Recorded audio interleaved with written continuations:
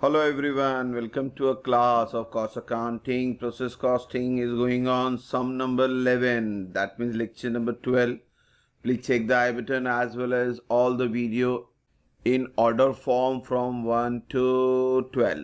So this is our 12th lecture, sum number 11. So let's begin with question number 11.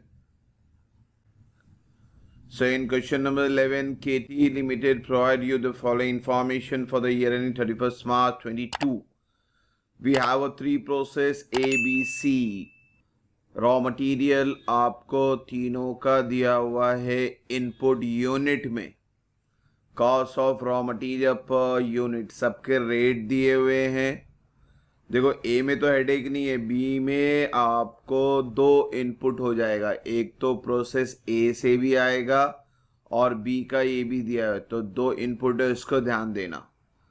Then your expenses wages production, तो expense है debit side लिखेंगे directly बच्चों. Normal loss दिया हुआ है, wastage दिया हुआ है परसेंटेज में. ये इनपुट का यूनिट पे कैलकुलेट करना है. फिर यहाँ पे इंपॉर्टेंट चीज है बच्चों, देखो स्क्रैप पर यूनिट रुपीस में जो है सिर्फ और सिर्फ वेस्टेज का बोल रहा है, नॉर्मल लॉस का नहीं है. इसका मतलब ये बना नॉर्मल लॉस सिर्फ यूनिट लिखना है, अमाउंट नहीं लिखना है.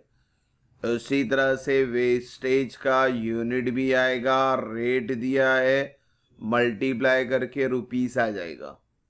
तो ये चीज को ध्यान देना, जिसका रेट रहेगा उसी का अमाउंट आएगा, जिसका रेट नहीं है उसका अमाउंट डैश.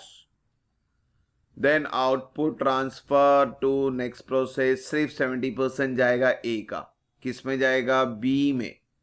फिर उसी तरह से 60% बी का आउटपुट जाएगा सी में, और सी तो लास्ट प्रोसेस है तो ये यहां से डायरेक्टली फिनिश स्टॉक अकाउंट.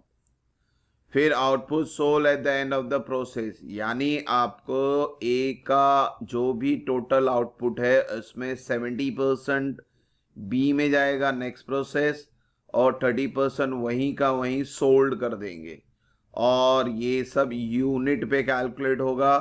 फिर उनका रेट, सेलिंग प्राइस का रेट दिया हुआ है, तो ये जो 30% आएगा इसका मल्टीप्लाई बाय 12 करना. सेम वे 60-40 और लास्ट में तो 100 है. सिंपल क्वेश्चन है. Prepare process A B C. So hope so question is clear. Now begin with the solution part student. तो सॉल्यूशन ए बी फिर सी बनाएंगे. क्वेश्चन है, सबसे पहले इनपुट कर लेते हैं 12,000 into 5, 60,000. Then your wages and production overhead 34, 16,160. Then your normal loss is 4% of 12,000. सिर्फ और सिर्फ यूनिट लिखना है, अमाउंट नहीं. Wastage 6% of 12,000, it come to 720, और इसका रेट दिया हुआ है 3 रुपया. मल्टीप्लाई करें 2160.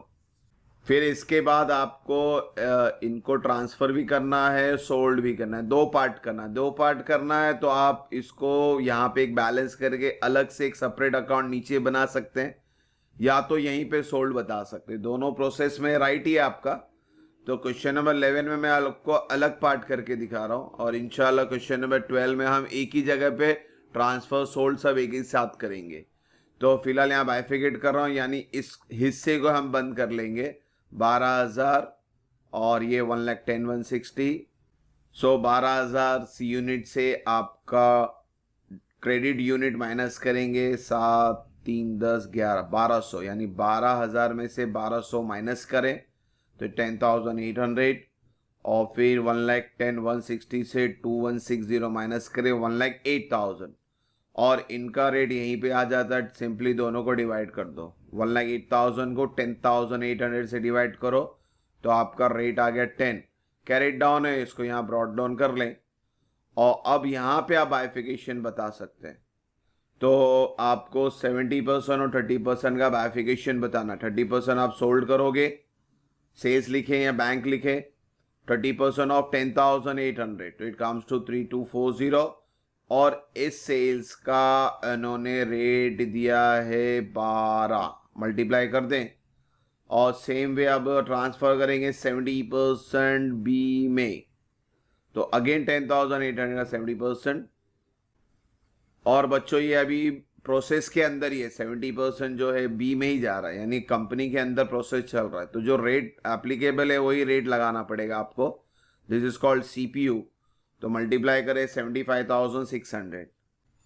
अब बच्चों यूनिट तो टैली हो रहा है 10,800 से, मगर अमाउंट टैली नहीं हो रहा है, डिफरेंस आ रहा है, और वो डिफरेंस आपको कॉस्टिंग पीएनएल में शिफ्ट करना है। तो दोनों साइड का टोटल लिखें। आपका क्रेडिट साइड बड़ा है बच्चों, अमाउंट की बात कर रहा हूँ, यूनिट तो टैली हो गया, तो इसको 1,08,000 से माइनस किए तो जो भी बैलेंस है वो जहाँ जाएगा आपका कॉस्टिंग पीएनएल अकाउंट में, क्रेडिट साइड जाएगा। बनाएंगे तो ये सब में नहीं बोला है उन्होंने, तो इसलिए हम नहीं बना रहे। अगर बनाना होता कॉस्टिंग पीएनएल तो ये कॉस्टिंग पीएनएल में क्रेडिट साइड जाता ये एंट्री। और एक बार वापिस से बता रहा हूँ बच्चों, ये बाइफिकेशन आप ऊपर ही बता सकते हो, आउटपुट नहीं लिखने की जगह आप दोनों एंट्री यहाँ लिख सकते हैं। तो दो तरीके से आप ये सम सॉल्व कर सकते हैं, ये भी प्रोसेस राइट है। इंशाल्लाह क्वेश्चन नंबर 12 में मैं डायरेक्टली यहीं सोल्व करके बताऊंगा, तो वो वीडियो भी ज़रूर देखना। Now we have to transfer to process B. Process B में पहले ये ट्रांसफर करेंगे, फिर आपका प्रोसेस बी का इनपुट ले लेते हैं 2,440 multiply by 5। Then the expense of B 24, 16,200। Then your normal loss is 5% of the total. ठीक है, ये टोटल का 5% आएगा, और ये टोटल करेंगे तो इट विल बी 10,000, और 10,000 का 5% 500, रेट नहीं है डैश। अगेन 10,000 का 5% वेस्टेज आया 500, वेस्टेज का रेट है 4, तो इट कम्स टू 2,000। और कुछ है नहीं इसमें भी, यहाँ की तरह आउटपुट निकालेंगे, फिर इसको अलग से यहाँ बाइफिकेट करेंगे। तो आपका डेबिट साइड बड़ा है, प्लस करें 10 में से 1,000 गया 9,000, और 1,28,000 में से 2 गया तो 1,26,000, और सिंपली 126 को 9 से डिवाइड करें, इट विल बी 14। रेट आ गया आपका सीपीयू। इसको यहाँ ब्रॉड डाउन कर लेते हैं। अब इसको बाइफिकेशन के हिसाब से ट्रीट करते हैं। पहला 40% सोल्ड करना है आपको, 9,000 का 40%, और इस 40% का रेट भी दिया है 16, मल्टीप्लाई करें।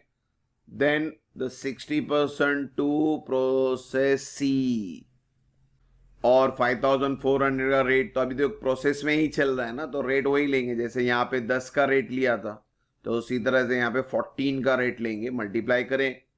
नाउ क्लोज करें। अगेन आपका प्रॉफिट आएगा क्योंकि यूनिट टैली हुआ है, क्रेडिट साइड बड़ा है अमाउंट का, तो आपका डिफरेंस जाएगा कॉस्टिंग पीएनएल के अंदर, इसको ध्यान दें।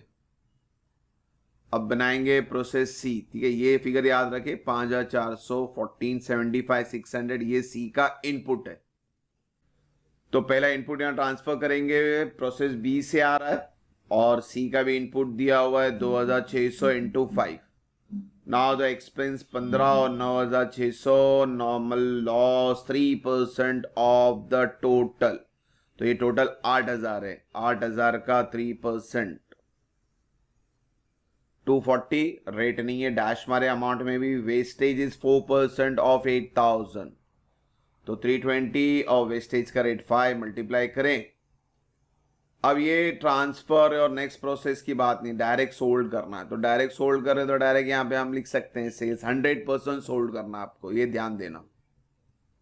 तो 100% सोल्ड करना है, बैलेंस का है, तो 8,000 में से आपका 560 निकल गया, तो बचा कितना 7,440, और इसका रेट दिया हुआ है 17, मल्टीप्लाई करें। अगेन इसको क्लोज करें, बैलेंसिंग फिगर कॉस्टिंग पीएनएल में अगेन आपका क्रेडिट ही बढ़ा है, तो आपका बैलेंसिंग फिगर आ गया 14,880। यूनिट टैली होता है, यूनिट का हेडेक नहीं है, अमाउंट पे ध्यान देना आपको।